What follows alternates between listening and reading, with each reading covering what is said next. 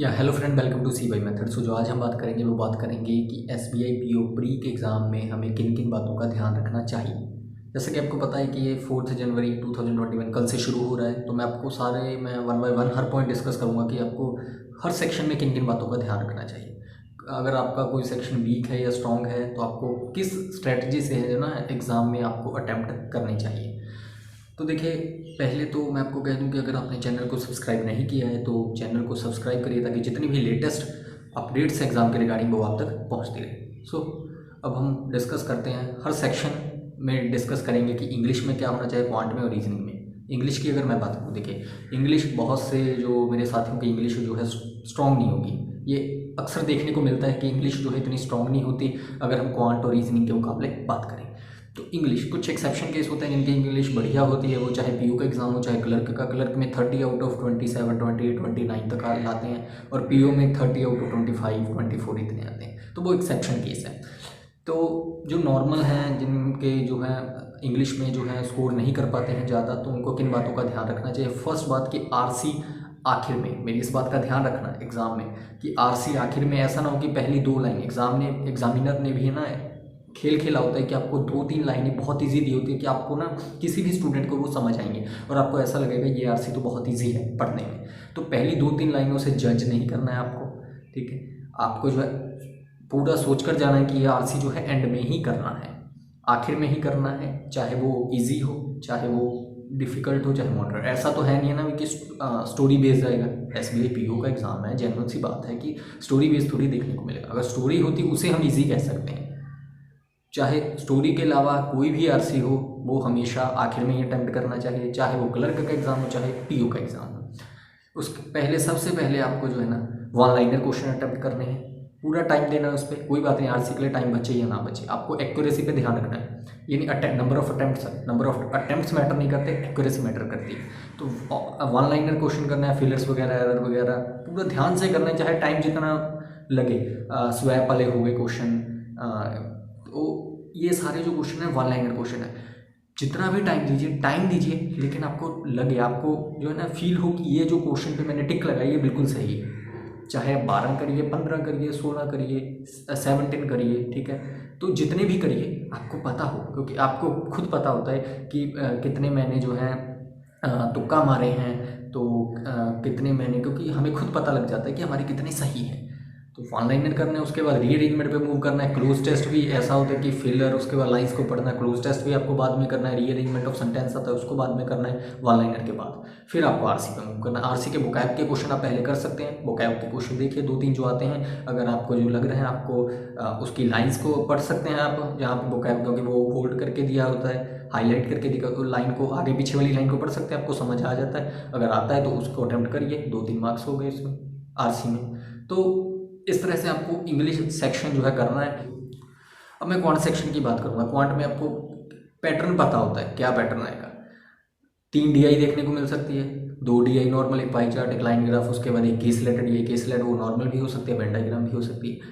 Approximation और inequality में दोनों में एक चीज़ देखने को मिलेगी। अगर दोनों चीज़ शिफ्ट में देखने को मिलती है तो आपके अच्छी बात है कि आपका उस शिफ्ट में एग्ज़ाम था। तो उसके बाद मिसिंग नंबर सीरीज या रॉन्ग नंबर सीरीज और 10 मिसलिनियस, 10 मिसलिनियस, एक मिसिंग या रॉन्ग नंबर सीरीज, 5 नंबर। इसके सिंप्लीफिकेशन और इनइक्वालिटी में 5 नंबर, 20 नंबर हो गए। और 3 DI, 2 DI normal, pie chart, line graph, एक केस लेटर, तो 35 क्वेश्चन हो गए। तो ये एग्जाम पैटर्न देखने को मिल सकता है। तो मैं अगर डीआई की बात करूँ, डीआई में आपको क्वांट में बात याद रखना है कि 5 क्वेश्चन होंगे, 5 में से एक क्वेश्चन ऐसा होगा जो कि हमें जो है हमारे लिए टाइम कंज्यूमिंग होगा। तो हमें जो है इस बात का ध्यान रखना है कि उस क्वेश्चन को आप छोड़ सकते हैं, स्किप कर सकते हैं।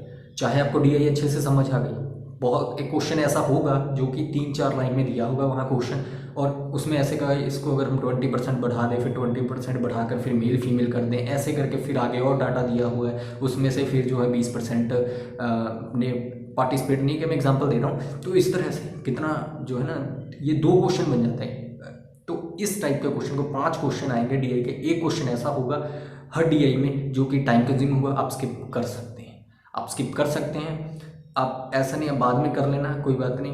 तो आप स्किप कर सकते हैं, क्योंकि एक क्वेश्चन एग्जामिनर ने इसलिए डाला होता है कि स्टूडेंट यहाँ पे टाइम लेंगे, इस क्वेश्चन को अटेम्प्ट करेंगे। अगर आपने इस तरह की अप्रोच लगाई कि एक एक क्वेश्चन जो जो डिफ़िकल्ट आपको लगा, आपने अगर पहचान लिया ये क्वेश्चन जो है डिफ़िकल्ट है, उसको आप स्किप कर सकते हैं, चाहे आप सारा, मैं मेरी बात का ध्यान रखना, यही जो इंपॉर्टेंट पॉइंट्स होते हैं जो कि पीओ के एग्ज़ाम में आपको ध्यान रखने होते हैं। ये क्लर्क का एग्ज़ाम नहीं है कि आप जो है ना अभी 35, 33, 34 पहुँच जाएंगे, या इंग्लिश में भी जो 30 आउट ऑफ 30 कर लेते हैं, या 30 आउट ऑफ रीजनिंग में भी 35 आउट ऑफ 30। तो ये पीओ का एग्ज़ाम है। पीओ में आपको ना एक ना प्लानिंग से चलना पड़ता है कि कौन से क्वेश्चन अटैम्प्ट करने हैं और कौन से क्वेश्चन छोड़ने हैं। पीओ के एग्ज़ाम की यही होती है ना खासियत कि आपको वही क्वेश्चन, वही जो है स्टूडेंट जो है एग्ज़ाम क्रैक कर पाते हैं जिसे पता होता है कि कौन से क्वेश्चन को स्किप करने हैं और कौन से क्वेश्चन को अटैम्प्ट करने हैं। अटैम्प्ट और स्किप, ठीक है ना। ऐसा नहीं है कि आपने वो जो है डिफ़िकल्ट लेवल है ना कि क्वेश्चन सॉल्व कर दिया। सपोज क्वांट में आपने वो ना क्वेश्चन बहुत डिफ़िकल्ट था, आपने सॉल्व कर दिया, और आप कहो कि बाहर आकर कहो कि मैंने वो क्वेश्चन सॉल्व कर दिया, वो बहुत मुश्किल था, लेकिन वो मैटर नहीं करता ना, आपने डिफ़िकल्ट वाला सॉल्व किया ईजी वाला, आपके नंबर ऑफ अटेम्प्ट मैटर करते हैं ना। आपने 2 मिनट लगाए, आपने क्या, उसमें क्या हुआ, फिर क्या हुआ, आपने डिफ़िकल्ट वाला सॉल्व कर दिया। आपसे अच्छा वो स्टूडेंट है ना जिसने वो 2 मिनट में 3 क्वेश्चन दूसरे अटैम्प्ट कर दिए मिसलिनियस के ईजी वाले। नंबर ऑफ अटैम्प्ट मैटर करते हैं। रीजनिंग की मैं बात करूँ, रीजनिंग में जो है पजल्स का आपको ध्यान रखना है। पजल्स जो है एक ऐसी पजल होगी जो डिफ़िकल्ट लेवल की होगी, डिफ़िकल्ट लेवल की आपको जो है टाइम टेकिंग होगी, उस पजल्स को आपको पहचानना है। रीजनिंग जिसकी भी स्ट्रॉन्ग है, उस एक जिसकी मैं उसकी बात कर रहा हूँ जिसकी रीजनिंग स्ट्रॉन्ग है, क्योंकि बहुत से स्टूडेंट्स की रीजनिंग जो है ना स्ट्रॉन्ग होती है। अगर रीजनिंग आपकी स्ट्रॉन्ग है, एक पजल ऐसी आएगी कि जो कि बहुत डिफ़िकल्ट होगी, उस पजल का ध्यान रखना है। उस पजल को छोड़कर आप जो है ना बाकी सारे अटैम्प्ट करके फिर उस पजल पे मूव करना। तो हो सकता है कि आप 35 आउट ऑफ 35 भी अटैम्प्ट कर सकते हैं, या 34 या 33 भी आप अटैम्प्ट जो है कर सकते हैं। मैं एक्चुअल बात कर रहा हूँ क्योंकि अटैम्प्ट इतने हुए हैं, होते भी रहे हैं। तो ऐसा नहीं है कि आप 35 आउट ऑफ 35 या 34 अटैम्प्ट नहीं कर सकते। तो आपको इस तरह से उस पजल को पहचान होगा कि ये पीयू का एग्ज़ाम है। अगर आपने जो है पजल कहीं पे भी स्टक की, या कहीं पे भी आप रुके, कहीं पे भी आप सपोज करो कि फंसे एग्ज़ाम में, आप पहुंच नहीं पाओगे, क्योंकि ये कोई आप रिकवर नहीं कर पाओगे। ये पीयू का एग्ज़ाम है, क्वेश्चन के लेवल उसी तरह के होते हैं। कहीं पे भी 35 आउट ऑफ 32 प्लस या 33 प्लस रीजनिंग में करने, इसका मतलब कि आपको कहीं पे भी प्रॉब्लम नहीं आनी चाहिए। आपने कोई भी लाइन रीड ना, ऐसा ना हो कि कोई लाइन आपने मिस रीड की हो, ना पढ़ी हो, तो कहीं पे भी आप फंसे, कहीं पे भी प्रॉब्लम आई पजल में या कहीं पे भी, तो आप जो है आपके अटैम्प्ट कम होते जाएंगे। क्लर्क का नहीं है कि आप रिकवर कर लोगे, क्योंकि क्वेश्चन का लेवल उस तरह का होगा। तो आपको ध्यान रखना है, जो पजल ऐसी आएगी उसको स्किप करके बाकी सारे क्वेश्चन करने हैं, उसके बाद आप मूव करना है। हो सकता है कि अब 33, 32 या 34 भी अटैम्प्ट करना है। तो मैं आपको यही चीज़ें बताना चाहता था, तो आपको इन्हीं बातों का ध्यान रखना है। इन द एंड में एक छोटी सी बात कहूँगा कि कोई भी क्वेश्चन अपनी ईगो पे नहीं लेना है कि मेरा स्ट्रॉन्ग टॉपिक है तो मुझसे हुआ क्यों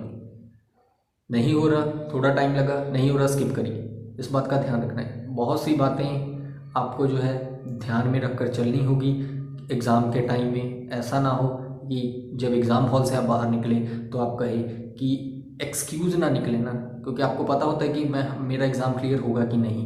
तो एक्सक्यूज़ ना निकले मुंह से जब एग्ज़ाम हॉल के बाहर आए एग्ज़ाम देकर कि अगर मैं ऐसे करता तो ये होता, अगर मैं वो करता तो ये होता, अगर मैं उस क्वेश्चन को ना अटैम्प्ट करता तो ये होता। अगर इस तरह के आपके ख्याल मन में आएंगे एग्ज़ाम हॉल के बाहर, तो फिर आपको पता है कि आप जो है कितने अटैम्प्ट किया है, कि आपको एग्ज़ाम क्लियर होगा कि नहीं। तो इस तरह के जो है ख्याल आपके मन में नहीं आने चाहिए। तो इस तरह की स्ट्रेटजी अगर आप अपना के चलोगे तो आप जो है इस एग्ज़ाम को ज़रूर क्लियर कर पाओगे।